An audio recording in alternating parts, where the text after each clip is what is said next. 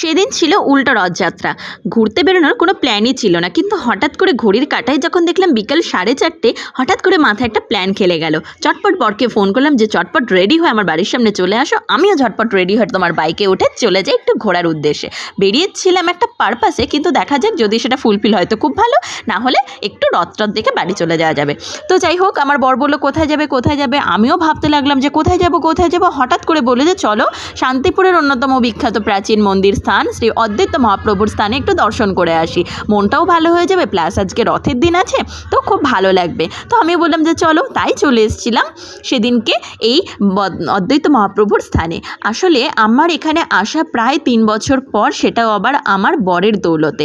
চলো এবার সামনের দিকে একটু এগিয়ে যাই। অনেক দিন পর এখানে আসলাম, সামনের দিকে এগিয়ে দেখি যে ও বাবা, মন্দিরের ঠাকুর তো তোমাদের আর দর্শন করাতে পারলামই না, তবে এই মন্দিরটাই তোমাদের দেখিয়ে দিচ্ছি। দেখো কত প্রাচীন, দেখেছো কত পুরনো মন্দির। আমাদের শান্তিপুরে যে শ্যামচাঁদ মন্দির আছে এটার মতনই খানিকটা, মানে এটার মতনই বলবো না, কিন্তু ওই রকমই প্রাচীন মন্দির।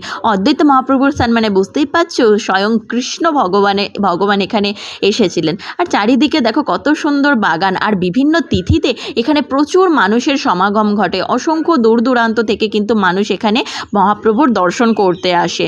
তো আর এই গাছটা তোমরা দেখতে পাচ্ছ, বলতে পারবে এই কী গাছ?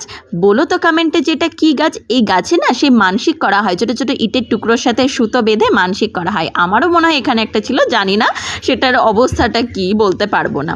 তো সেখান থেকে বেরিয়ে চলে আসছিলাম বাইপাস ধরে, বাইপাসের চা খাবো বলে, মালাই চা যেটা। তা আমার বর বললো যে চলো একটু মালাই চা খেয়ে আসি। আমিও বললাম যে চলো যাই। ওই জন্য বেশ সুন্দর হাওয়া খেতে খেতে যাচ্ছিলাম। আর সেই গানটার কথা মনে পড়ছিল, জানো তো কোনটা? বলো তো, বলছি দাঁড়াও।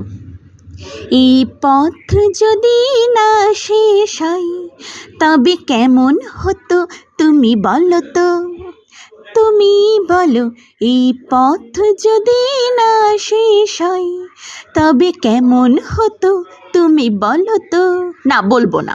যাই হোক, গানটা করতে করতে পৌঁছে গেলাম বাইপাসে। আর এখানে বিভিন্ন জায়গার থেকে, আমার বর বলছে তুমি তো জানো না, এখানে বিকেলবেলার সমস্ত জায়গার থেকে বিভিন্ন মানুষজন এসে এখানে কিন্তু চা উপভোগ করতে আসে।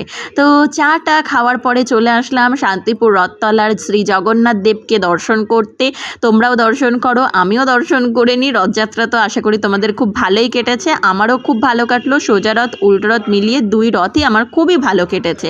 আর এরপরে চলে গিয়েছিলাম আমার বরের বলল কি জানো, ও বলল যে মতিগঞ্জে চলো আলুর চপ নিয়ে যাই বাড়িতে, ওই জন্য চপ নিতে এসেছি। চলো টাটা, বাড়ি গিয়ে চপ টপ খাওয়া হবে। টাটা।